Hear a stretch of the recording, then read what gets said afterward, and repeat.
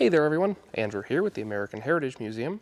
Today, we're going to learn how to decipher the designations given to World War II era American naval aircraft, such as this TBM-3E Avenger and this FM-2 Wildcat.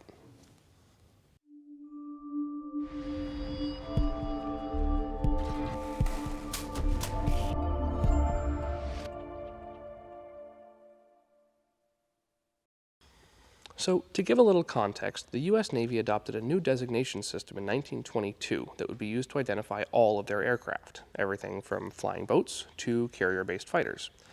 Now, this system uses a set of letters and numbers placed in a certain order to tell you key things about the airplane. Things like the role it was designed for, the designer of that airplane, as well as the major iteration number of that design. So, to break that down in a little more detail, let's head over to our Dauntless dive bomber.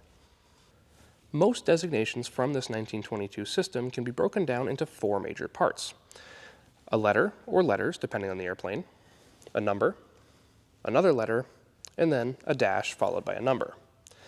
Let's use the Dauntless behind me as an example. This airplane carries the designation SBD-5. So, if we break that apart into its key components, we get the letters SB, which stand for Scout Bomber, the mission that the airplane was designed for. D stands for Douglas, the company that designed the airplane. And then the number 5. This tells us that this is the fifth major iteration of the SBD. But what about that number that goes between the letters? That's missing in this case. Well, because this is the first scout bomber designed by the company Douglas, we omit that number. If this had been the second design, then it would be the SB-2D.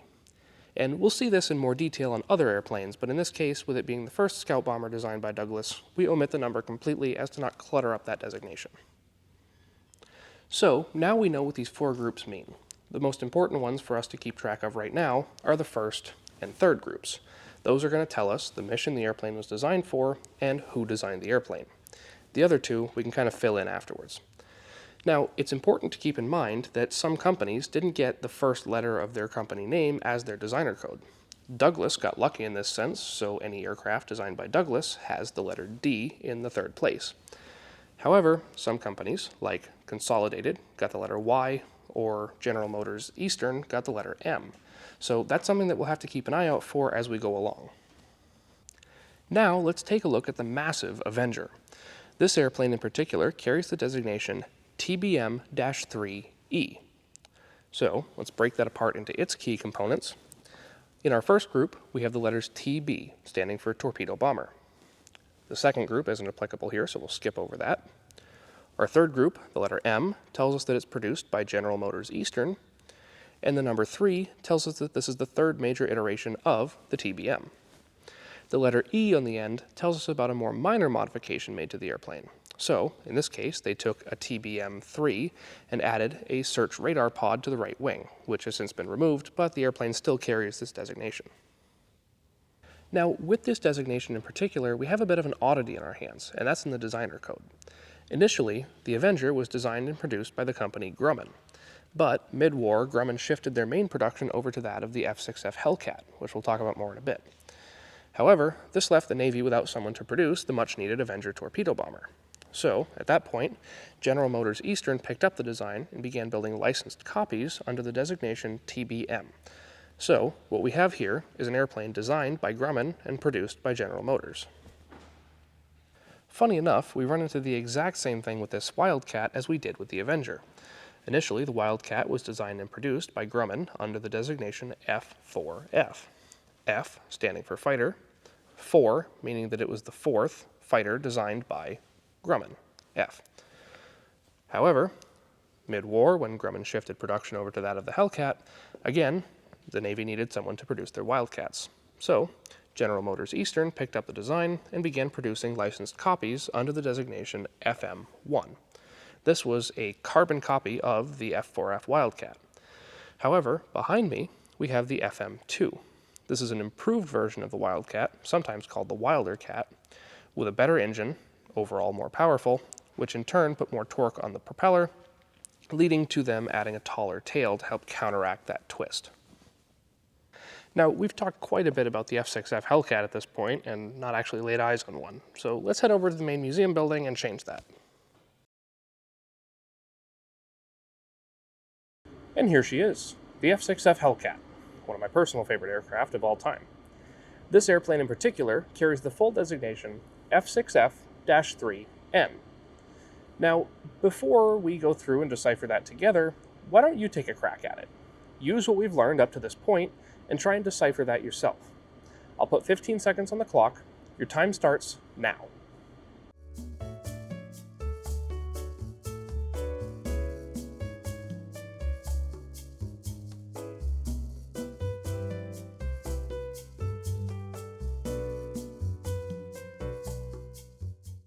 All right, let's see how you did.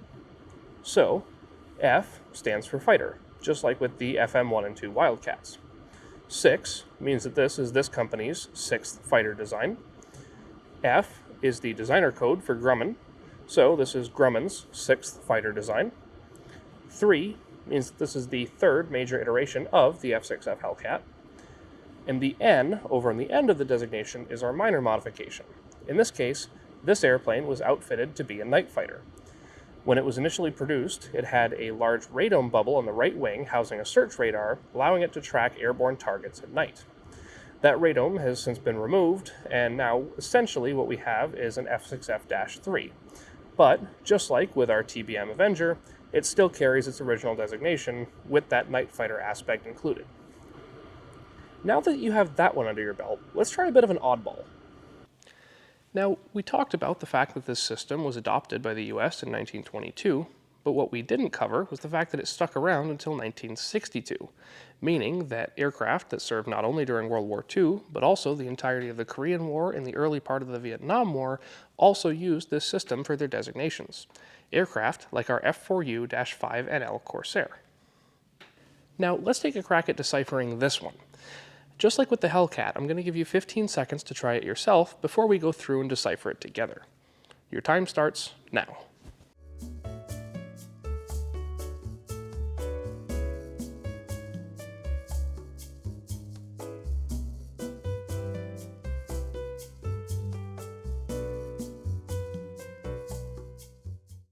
All right, let's see how you did. So, F stands for fighter. 4 means that this is the 4th fighter design by this company. U is the designer code for the company Chance Vought. 5 means that this is the 5th major iteration of the F4U. N, just like with the Hellcat, means that this airplane is a night fighter. Notice that big radar bubble on the right wing. And the L means that this airplane was winterized. So this Corsair is a Korean War era Corsair, and its job was to hunt down Soviet prop planes flying at night over Korea, harassing the troops on the ground. So, to do that, it needed to be adapted to operate in extreme cold. So it was given things like rubber de-icing boots on the leading edges of the wings, dispensers for de-icing fluid on the windscreen, as well as a souped-up cockpit heater to keep the pilot warm. Now, obviously, not all naval aircraft from this period are going to be fighters or bombers like the ones we've looked at. I mean, you're bound to run into some more unique designations for aircraft like the JRF-5 Goose. This is an amphibious cargo aircraft designed by Grumman. But that's what makes this stuff so much fun to learn about. And now that you know how this system works, try deciphering a few designations yourself. You can find cheat sheets online for things like the aircraft mission codes and designer codes, and with those you can figure out what pretty much any naval designation means from that time period. Now, one of my favorite things to look at personally are those iteration numbers. Between the major iterations, you'll find these goofy experimental things that they tried out on the aircraft and they either didn't work or led to a huge advancement in technology. And I think that's really cool about World War II era aviation, is it's that trial and error period of figuring out what works and what doesn't. And I think once you've tried a few yourself, you'll find it's really fun. I sincerely hope that you enjoyed the video and maybe learned a little something you can share with your family, your friends, or use to bore your coworkers at your next work potluck. And if that's the case, consider dropping us a like or even subscribing, as it really does help us to keep making these videos and sharing parts of history that shouldn't be lost. In the meantime, my name's Andrew with the American Heritage Museum. Thank you for watching, and I'll see you in the next one. Later.